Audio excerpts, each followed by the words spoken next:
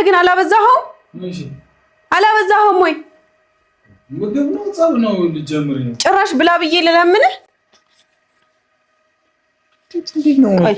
ለማንኛውም አንዴ ቆይ፣ ከዛ በኋላ እንነጋገራለን። ምን ከመራችሁልኝ ነው ደግሞ? አናትን ነው የምከፍለው ለሁለት። ተስለበልፊ ነው።